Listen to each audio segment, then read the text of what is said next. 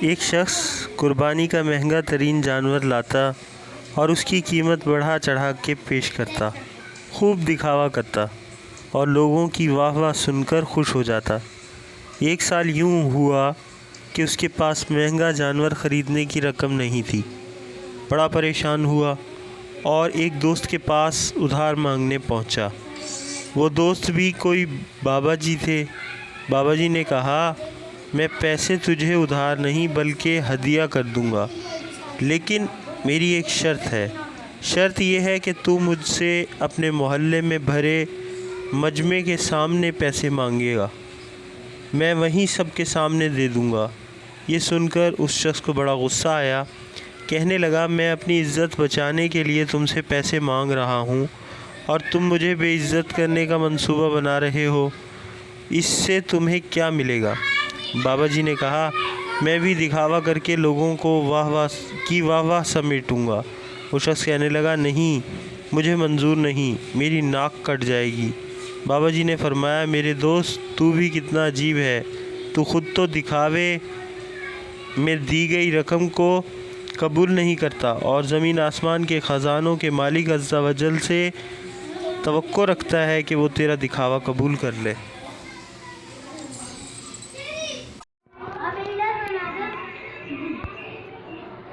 ایک بادشاہ نے ایک دن اس خواہش کا اظہار کیا کہ محل میں اتنے سارے عقل مندوں کے ساتھ ایک بیوقوف کو بھی ہونا چاہیے جو کہ سب کے لیے تفریح کا باعث ہو۔ چنانچہ بڑی کوششوں کے بعد ایک بیوقوف کا انتخاب ہوا اور اس کے لیے ایک خاص قسم کا تاج بنوایا گیا۔ بادشاہ اس سے روزانہ چند ایک سوالات پوچھتا اور بیوقوف کے جوابات سن کر بادشاہ اور درباری خوب ہنستے۔ وقت گزرتا گیا اور ایک دن بادشاہ سخت بیمار ہو گیا، یہاں تک کہ طبیبوں نے جواب دے دیا۔ بادشاہ نے اپنی تکلیف دور کرنے کے لیے اپنا آخری وقت بیوقوف کے ساتھ گزارنے کا فیصلہ کیا اور اس کو طلب کر کے کہا کہ آج تم سوال کرو، میں جواب دیتا ہوں۔ بیوقوف نے سوال کیا، آپ اپنی موت کے بعد کہاں تشریف لے جائیں گے؟ بادشاہ نے جواب دیا، اپنے مالک کے پاس۔ بیوقوف کا اگلا سوال تھا، آپ وہاں کتنے دن رہیں گے؟ بادشاہ نے کہا، ہمیشہ ہمیشہ کے لیے۔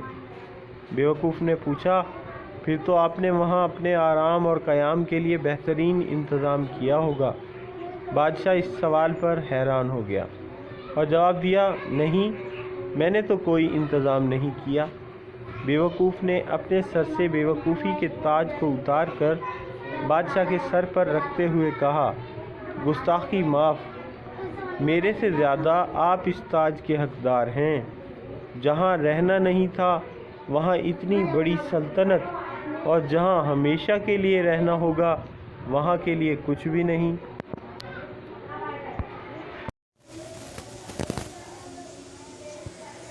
ایک آدمی نے اپنے بیٹے کو سمجھانے کے لیے اسے ایک شیشے کے سامنے کھڑا کر کے پوچھا، بیٹا، اس شیشے میں تمہیں کیا نظر آ رہا ہے؟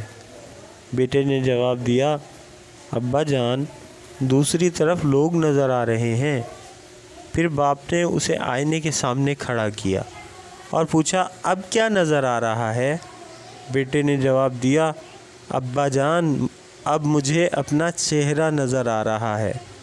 باپ نے کہا، دیکھو بیٹے، یہ دونوں ہی شیشے ہیں، ایک پر چاندی کا ملمہ چڑھایا گیا ہے تو اس میں تمہیں اپنا آپ نظر آ رہا ہے، اور دوسرے پر کچھ نہیں چڑھایا تو اس میں سے تمہیں دوسری طرف لوگ نظر آ رہے ہیں۔ بالکل اسی طرح اگر تم صرف شیشہ بن کر رہو گے تو تمہیں دوسرے لوگ نظر آتے رہیں گے، لیکن اگر تم اپنے آپ پر سونے چاندی کا ملمہ چڑھا لو گے اور آئینہ بن جاؤ گے تو تمہیں لوگ نظر آنا بند ہو جائیں گے اور صرف اپنا آپ ہی نظر آئے گا، اور اپنا آپ نظر آنے سے انسان میں تکبر بڑھتا ہے۔ اس لیے ہمیشہ شیشہ بن کر رہنا تاکہ دوسرے لوگوں کے دکھ درد، غم اور تکلیفیں تمہیں نظر آتی رہیں۔